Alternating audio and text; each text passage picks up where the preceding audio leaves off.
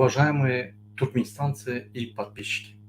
Сегодня понедельник, 30 мая 2022 года.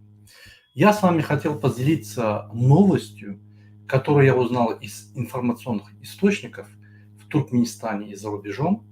Это новость о том, как Гурбангулы Бердмухамедов, наркоман, председатель парламента, психически больной человек, решил переименовать проспект в городе Ашхабаде в новостроящем квартале, который будет называться Аркадак. Проспект этот переименовать на имя своего коня.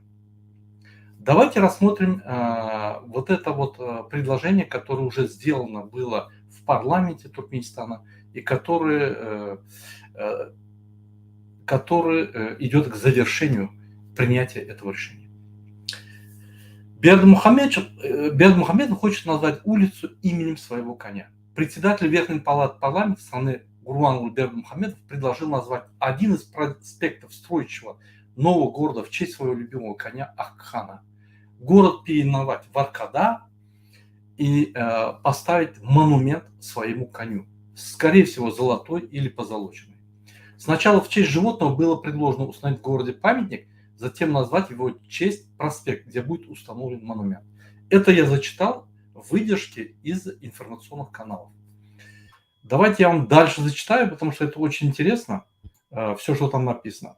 Экс-президент Туркменистана предложил назвать проспект в новом городе в честь своего коня. То есть он сам предложил, а парламент, автоматически, естественно, поддержал. Акхан, скакун, воспитанием которого лично занимался Гурбангулы Бердмухамедов, наркоман. То есть он должен был управлять страной, он занимался своим конем, он воспитал его. Как я и говорил, Бердмухамедов любит животных больше, чем туркменистанцев. Свою собаку он установил золотой памятник. В честь своей собаки, в честь своего скакуна он установил памятник там. Теперь решил скакуна, которого он воспитал, назвать целым проспектом, поставить монумент на этом проспекте и заодно назвать новый строящийся город в окраине Ашхабада Аркадагом. Не думайте, что он сам к этому пришел. Он отправил специальную комиссию в Казахстан, изучил, как там город Астана был переименован в город Нур-Султан, посмотрел. Вы же знаете, диктаторы друг у друга перенимают все новые технологии, новые методы, и решил, почему я не назову, потому что народ же молчит все равно. Я народ 1,5 миллиона человек закрыл за пределами Туркменистана, вот у меня наверху написано. Они молчат. Они 2 года не видят своих семей, родителей, умирают там. Я им не позволяю заезжать в Туркменистан. Народ молчит. Исходя из этих мыслей, этот психически больной думает, да что там народ, он меня не ставил. Займусь-ка я своими реальными делами. Буду развивать себя и своего коня, и свою собаку. Вот с этого он и начал. Я хотел бы ваше внимание вообще обратить на личность этого наркомана. Чтобы его понять, давайте посмотрим на действие или активную деятельность Калигулы и потом сравним, какая разница между Калигулой и Бердмухамедовым, Гурбангулой. И я вам найду очень много точек соприкосновения. Давайте посмотрим. Вернемся к этому скакуну. Акхан, вот этот скакун, он ничем не отличался. Он не занимал суперпризы. Единственное, что он сделал, в 2018 году прославился тем, что прошел на задних копытах 10 метров за 4,19 секунды, что было занесено в книгу рекордов Гиннесса. Поймите, у Бердмухамедова игрушка книга рекордов Гиннесса. Книга рекордов Гиннесса просто работает. Ты заплатил, прибежали, зафиксировали, записали, поблагодарили, уехали. То есть наш мир превращается в продажные структуры. ОБСЕ, ООН, книга рекордов Гиннесса. Все потихонечку скатываются в продажную, в коррупционную систему. Я одно не понимаю. Куда мы катимся? Ладно, куда катится Бердмухамедов и уводит туркменский народ, это ясно. Но куда мир катится? Какие остались международные институты демократические, которые могут работать, давать оценку и, я не знаю, пропагандировать человеческие ценности? И в ОБСЕ коррупция. И в Европейском парламенте коррупция. В ООН вообще коррупционная схема. Женевский офис ООН, Управление по правам человека, вообще коррупционная система, она погрязла там. Казахстан этот год управляет Женевским офисом по правам человека, председательствует. И он же должен отчитаться за расстрел более 1000 человек в январе месяце людей, которые вышли на протест. Обратите внимание, он сам председатель, он сам себя отчитывается. Естественно, отчет будет принят, и там складывают как все как надо, и ничего не будет такого сверхъестественного. Я одно понимаю, да, пока народ сам не встанет и не начнет себя защищать, никто в этом мире его защищать не будет. Это Украина доказала. Если народ встал и начал защищать, то эти демократические институты от стыда начинают им помогать. Больше нет других вариантов. Поэтому вернемся к скакуну Бердымухамедова. Акхан, ничем не отличающийся скакун, ахалтекинский. Среди других ахалтекинов, может, чуть-чуть краще, ну, чуть-чуть лучше воспитывался, условия были лучше, и все. Если его воспитал наркоман Гурбангулы Бердымухамедов, вы можете представить, что из этого скакуна получилось? Ладно, это не проблема скакуна, это проблема этого наркомана. Вернемся к идиоту Бердымухамедову. Бердымухамедов по идиотизму решил обогнать Калигулу. Получится ли у наркомана, председателя парламента Туркменистана Гурбангулы Бердымухамедова назвать одну из улиц Туркменистана именем своего коня? Если да, то какое следующее действие ожидать от психически больного маразматика после этого решения? Пожалуйста, напишите ваши мысли по этому поводу в комментариях. Как не вспомнить безумца истории Гай Юлий Цезарь Август Германик, или просто по прозвищу Калигула? Этот римский император, третий представитель династии Юлиев-Клавдиев, трибун, великий понтифик, правителя идеально характеризует им же сказанная фраза: «Пусть ненавидят меня, лишь бы боялись». То есть вот эта фраза сегодня основная фраза этих диктаторов, которые сегодня, извините за выражение, устраивают геноцид в своем народе. Он, Бердымухамедов, вот к этой фразе абсолютно подходит. Он на кабинете министров открыто говорит: пускай умрут они, сдохнут эти туркмены, которые остались за пределами Туркменистана. Причем трудовые мигранты, которые остались за пределами Туркменистана, работают днем и ночью по 12-14 часов и отправляют деньги в Туркменистан от 100 до 500 до 1000 долларов в месяц для поддержания всех членов семьи и своих родственников.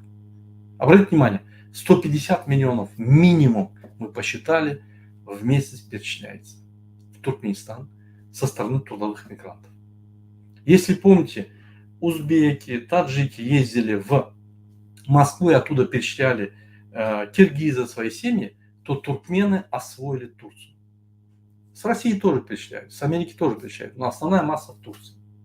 Так вот, вот этот безжалостный террорист международный, безжалостный диктатор Бердымухамедов устроил на фашистский геноцид туркменскому народу. И он пользуется этой фразой Юлия Цезаря: пусть ненавидят меня, лишь бы боялись. Вернемся к Юлию Цезарю. Гай Юлий Цезарь. Я зачитаю вам немного автобиографии, которую я взял с интернета, с Википедии. Гай Юлий Цезарь Август Германик был с радостью встречен в Риме. Чтобы вам более ясно было, я поставлю его фотографию, чтобы вы видели, о ком я говорю. Вот этот Гай Юлий Цезарь Августин Германик, или по прозвищу просто Калигула, он, одну секунду,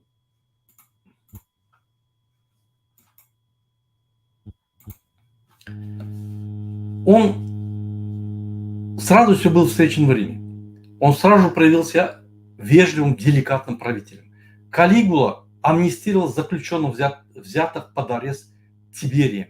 В 1937 году вернул право народу, право выборов. расширил право Сената, восстановил народные собрания. Либерализация внутренней политики в начале правления Калигулы коснулась и других сфер общественной жизни. Калигула, как и Калигула, Бердымухамедов в первые годы правления пытался открыть интернет, демократизировать общество, либерализировать все направления экономики, политики, социальной службы Туркменистана. Он даже себя считал реформатором. Не поверите, он открыл 3 интернет-кафе. Он обещал открыть интернет, он сделал. Он открыл 3 интернет-кафе, но в ближайшие годы, естественно, закрыл. То есть он возомнился реформатором, но потом ему начали целовать руки, ноги и другие места, и даже офицеры армии, полиции, прокуратуры, национальной безопасности. Он привык к этому, народ начал целовать ему. Он привык к этому, начал опять курить, то есть он курил давно, но он начал злостно употреблять наркотики, и у него крыша поехала. То же самое, как Калигула, он устраивал оргии во дворце. Ну, в общем, беспредельничал как мог. Заходил за такие пределы, что рассказывать стыдно. Много использовав наркотики, у него крыша начала ехать. Он уже начал выступать и мяукать. Я в одном видео вам это все покажу. Вот в ближайшем видео я вам покажу, когда я буду рассказывать про него более подробно. Начал мяукать, у него разговорная речь пропала. Над ним уже смеяться начал весь мир. Этот психически больной наркоман узурпировал все ветви власти. Забрал должность президента, который контролирует судебную власть, исполнительную власть, должность премьер-министра. Это он закрепил даже в Конституции, забрал ее. Забрал должность председателя парламента. Просто решил и забрал. Ему никто не порочил, никто ему не говорил, никто вот так его не критиковал до 2020 года. Так, небольшая критика, небольшая там информационная война была против него, но не более. В 2020 году мы активно начали рассказывать о его деяниях. Он начал работать над собой, начал перестать мяукать, начал разговаривать. Но с наркоманией не покончил. Поэтому у него вот эти вот бездуховные, безнадежные, маразматические идеи масштабного строительства. Если ему доверить мир, он все застроит, поверьте. Но цель застройки, он крадет деньги оттуда. То есть он со всего мира украдет все деньги. Это обычный вор, обычный бандит, который пришел к власти. Так вот, он полностью стал наркозависимым, неизлечимым наркоманом. У него изменилась речь, он начал мяукать. Вместо того, чтобы разговаривать и покончить с наркотиками, он наоборот еще больше начал употреблять. И вот этот наркоман начал чудить и чудить похлеще Калигулы. Вернемся к его чудесам чуть-чуть попозже.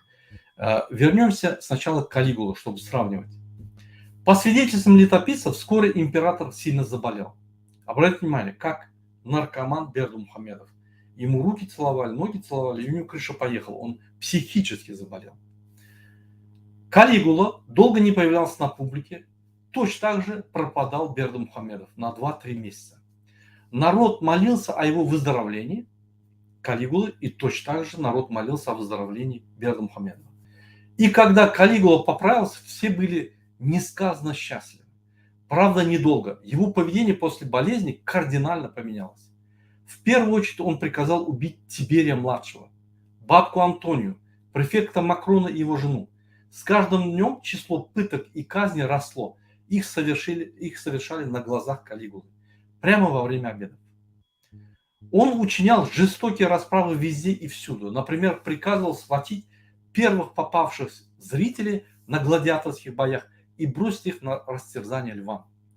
Перед этим отрезав им языки, чтобы не издавали криков. Калигула превозгласил себя богом, поставив собственную статую в виде Юпитера в храме.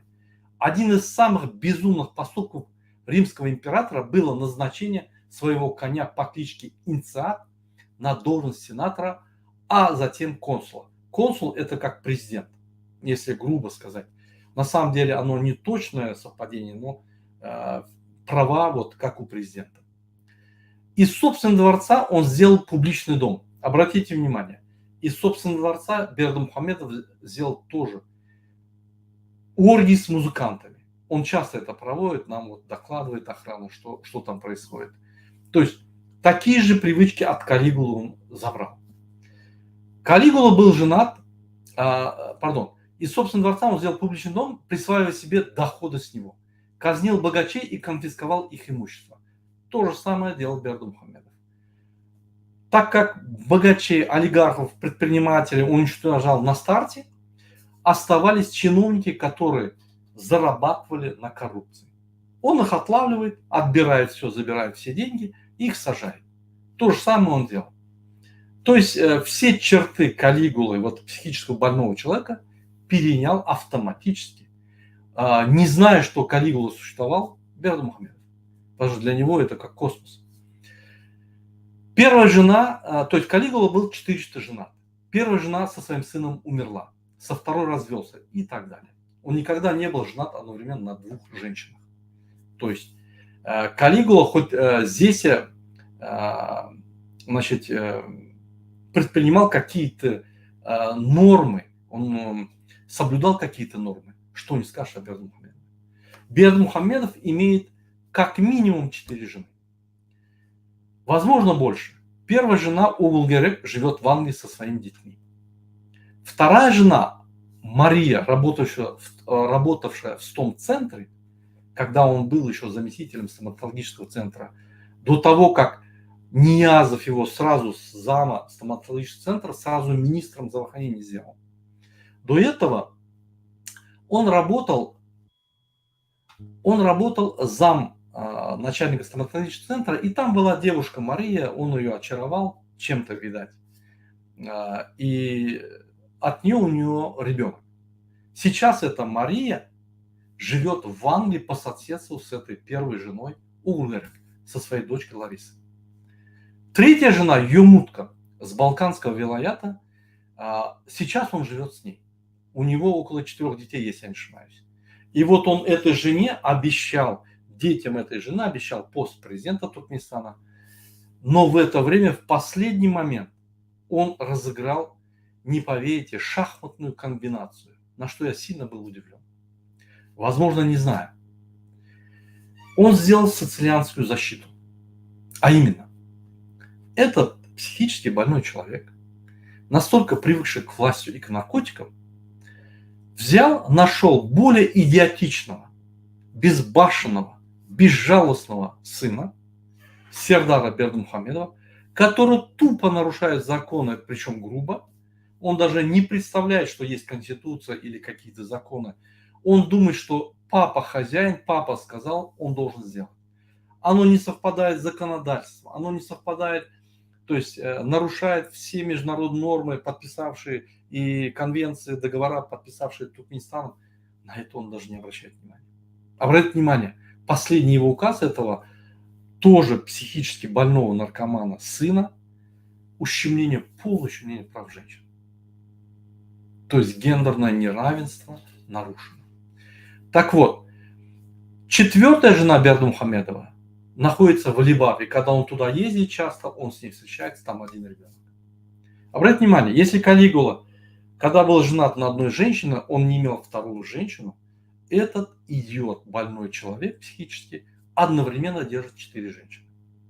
И в то же время Туркменистан выступает на заседании ООН, ОБСЕ о гендерном равенстве, о равенстве женщин и мужчин, о том, что многоженства нет в Туркменистане, когда так называемый аркадак, наркоман, сам это делает и показывает пример. Поверьте. Вот такие вот чудеса он делает, но это не все. Вернемся к Калигуле. Вот я некоторые вырезки зачитаю из Википедии и другой информации, которую я собрал с официальных источников, которые находятся в интернете. Некоторые исследователи предполагают, что Калигула был болен височной эпилепсией. Другие же утверждают, что он перенес энцефалит, поразивший головной мозг, и, соответственно, отразившийся на его психическом здоровье. До сих пор продолжаются споры по поводу диагноза римского императора. То есть чем он болел, нельзя еще подтвердить точно, но однозначно психическое расстройство. Гурбангулы Бердымухамедова, я думаю, простой врач психической больницы сразу определит по разговору, по его походке, по его решениям, по его мнениям, по его рассказам. Сразу можно определить и создать какую-то картину. Только по внешности, по внешним признакам. Даже исследовать глубоко не надо, там какие-то диагнозы проводить, какие-то тесты делать. Сразу видно психически больной. Деспотия Калигулы толкнула претарианского командира Кассия Херео на заговор. 24 января 1941 года тиран был убит в коридоре театра. Ему нанесли свыше 30 ударов мечом. Также закололи его жену Цезонию, а маленькую дочь Юлию Центурион убил, ударив ее о стену.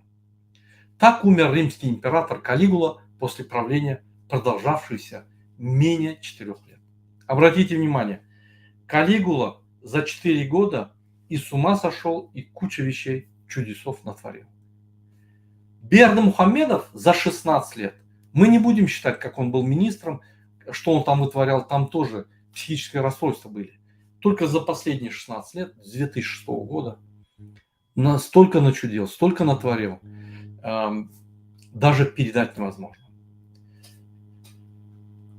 Уважаемые туркменистанцы и подписчики, как и Калигула, наркоман Бердымухамедов, психически больной человек, и падал с коня, и играл на гитаре, не нажимая на струны, выиграл ралли против знаменитых гонщиков. Он же снайпер, который валит мишени, не попадая. Он же суперстар, поющий всегда под фанеру. Он же наездник, который падает на финише. Посмотрите фотографию за моей спиной. Это он. Это с видео падения нашего знаменитого психически больного наркомана, который себя называет Аркадагом. Писатель, который не знает, что он написал. Каратист 20-го дана, который не может отличить Мавашагири от Магири. Спортсмен, конструктор баги, поэт, в общем, наркоман и психбольной. В начале видео я поставил вопрос. После того, как назовет проспект в новостроящем городе президент наркоман, больной, психически больной человек, президент парламента Гурбангулы Бердымухамедов, этот проспект Акхана, какое действие следующее этот чудотворец может осуществить? Так вот я скажу, следующее действие будет постановка монумента, золотого или позолоченного, огромного, чтобы вот это в глаза бросалось, и сразу видно было, что это психически больной человек, как бы несуразные вещи в центре города залепит в этом центральном проспекте этот монумент, как он залепил монумент этой собаки. Извините за выражение, собака ни при чем. Мы собак очень сильно уважаем. Туркменские алабаи, они знаменитые. Но когда у тебя население от голода страдает, когда твое население, часть населения, чтобы прокормить своих родственников, уезжает и работают как рабы трудовыми мигрантами, когда эти люди не могут приехать, возвратиться в Туркменистан, потому что психически больной закрывает дороги, строит золотые памятники своей собаке или своему коню, как вы считаете, это психически больное какое-то решение или это решение адекватного человека?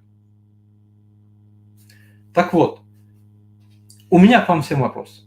После того, как этот психически больной наркоман, так называемый Аркадах, обзовет проспект центральный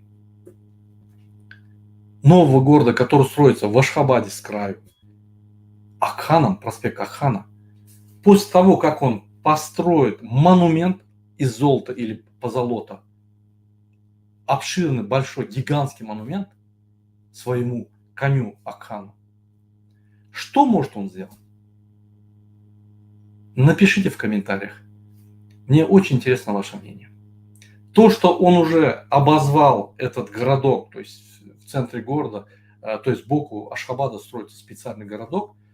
Что он назовет его Аркадам, это тоже уже ясно. А вот дальше у этого психически больного человека какие действия будет он осуществлять, какое решение он выдаст, чтобы еще раз доказать, еще более круче доказать, что это психически больной человек. И этот человек должен быть изолирован. Напишите в своих комментариях. Мне очень интересно ваше мнение. Туркменский народ должен понять. С этим психическим больным человеком мы никогда не пойдем вперед. Да, он пойдет вперед, его сын пойдет вперед, его внук пойдет вперед, его сестра пойдет вперед, его племянники пойдут вперед, но туркменский народ будет только отходить назад, то есть развиваться назад. Или, как говорят в России, отрицательное развитие, то есть мы будем падать. Так вот, вы спите, вы не спите, вы сознательно скрываетесь, вы сознательно не выходите, не показывайте свое лицо. Вы сознательно не выходите вперед, не протестуйте. Вы сознательно не защищаете права. Все равно мы должны свергнуть этот режим и поменять направление развития Туркменистана. У Туркменистана нет будущего. Вот как бы вы ни хотели, вы будете миллион лет работать еще за границей, перечислять деньги. Он будет дороги держать до победного, пока вы все не вымрете там. Если вы помните, в 17 году, с 17 по 24 год, в 24 году, когда Туркменистан образовался, те люди, которые остались на иранской территории или ушли на иранскую территорию, они стали иранскими туркменами. Сейчас в Турции, которые остались люди, скоро будут называться турецкими туркменами. Поверьте, с каждым днем идет разрыв между семьей, семьи разрушаются, эти люди, которые за границей, остаются людьми за границей. Они уже будут не теми туркменами, которые будут долго проживать в Туркменистане. Бердымухамеду вот эти люди, которые остались за границей, не нужны. Это этим людям нужна страна и нужны свои родственники. И вот люди, наши туркменистанцы, должны понять, мы должны бороться каждый день. Каждый день, который мы не боремся, мы просто усугубляем ситуацию и проигрываем. Мы должны бороться за свое будущее, мы должны бороться за соединение со своей семьей.